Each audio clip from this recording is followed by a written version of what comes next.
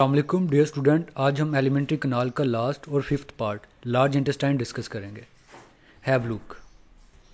Small intestine के अंदर food material की एब्जॉर्प्शन होती है और साथ वाटर की एब्जॉर्प्शन होती है। फिर उसके बाद जो अनडाइजेस्टिव मटेरियल रह जाता है, जो हज़म नहीं होता है, जैसे कि डाइटरी फाइबर है, जो सैलड वगैरह हम यूज़ करते हैं, वो हमारे एलिमेंट्री कनाल के अंदर डाइजेस्ट नहीं होता, वो अनडाइजेस्ट रहता है।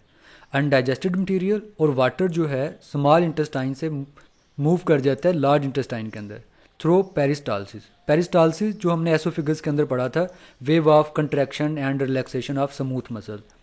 लार्ज इंटेस्टाइन और स्मॉल इंटेस्टाइन के अंदर भी वही मसल्स होते हैं। इन्हीं मसल्स की मूवमेंट की वजह से जो अनडाइजेस्टेड मटेरियल और वाटर जो है वो लार्ज इंटेस्टाइन के अंदर आ जाता है। लार्ज इंटेस्टाइन के 3 पार्ट्स हैं। स्मॉल इंटेस्टाइन के भी 3 पार्ट्स थे, लार्ज इंटेस्टाइन के भी 3 पार्ट हैं, वो हम ग्राफिकली देखते हैं। लार्ज इंटेस्टाइन स्मॉल इंटेस्टाइन के इर्द गिर्द मौजूद होती है। यहाँ पर जो ग्रीन कलर से रिप्रेजेंट की गई है, ये लार्ज इंटेस्टाइन है।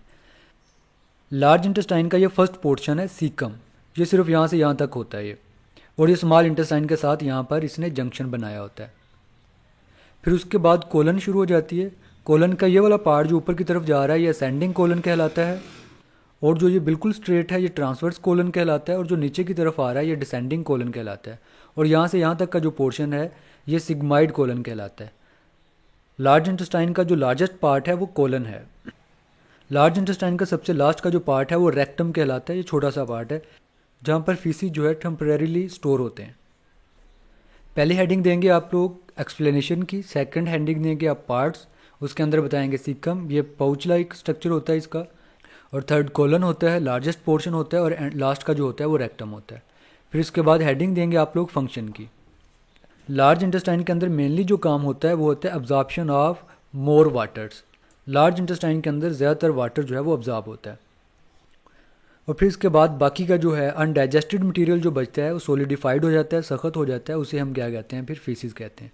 आप फीसिस की डेफिनेशन यहाँ से करोगे, द अनडाइजेस्टेड मटेरियल, जो फूड अनडाइजेस्टेड रह जाती है उसे हम क्या कहते हैं, फीसिस, पखाना या potty. Composition of faeces, faeces contain undigested material, large number of bacteria, बहुत सारे बैक्टीरिया भी हमारी लार्ज इंटेस्टाइन के अंदर पाए जाते हैं, और उसमें during the process of digestion काफ़ी सारे डेड हो जाते हैं, वो भी फीसिस के अंदर मौजूद होते हैं।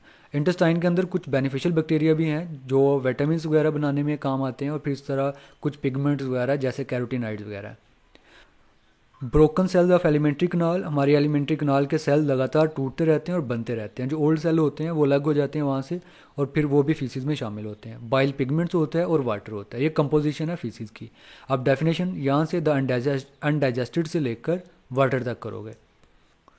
फिर उसके बाद क्या होता है, faeces temporarily store in the rectum, faeces rectum के अंदर स्टोर होते हैं, ये एमसीक्यूज भी आता है।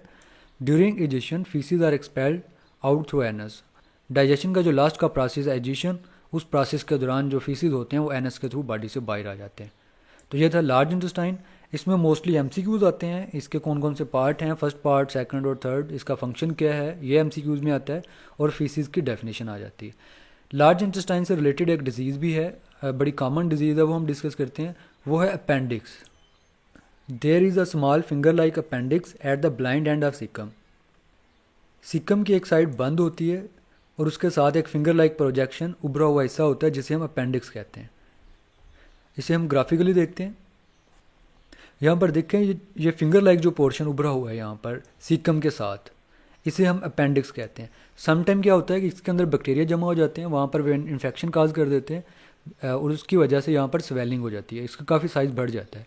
फिर इसे सर्जिकली रिमूव करना होता है। अगर नहीं करते तो ये हमारे एब्डोमन के अंदर ब्रस्ट हो सकती है, और फिर इसके अलावा एब्डोमन के अंदर जो बाकी के आर्गन्स मौजूद है उन्हें डैमेज कर सकती है। बायोलॉजिस्ट इसे वेस्टिजियल आर्गन्स कहते हैं, ऐसे आर्गन्स जिनका बॉडी के अंदर कोई फंक्शन नहीं होता। बायोलॉजिस्ट कहते हैं कि अपेंडिक्स का हमारी बॉडी के अंदर कोई फंक्शन नहीं है, इस वजह से इसे वेस्टिजियल आर्गन बोला जाता है। इस टॉपिक के कुछ important MCQs. First one is the pouch that form junction with small intestine is known as rectum, colon, caecum, appendix. The correct option is caecum. MCQs number 2, the main function of large intestine is digestion of protein, absorption of water, production of bile, absorption of oxygen. Correct option is absorption of water. MCQs number 3rd, the removal of undigested food from body is known as digestion, ingestion, absorption, egestion. The correct option is delta, egestion. Dear student, ये था हमारा आज का topic. Okay, अल्लाह हाफिज़।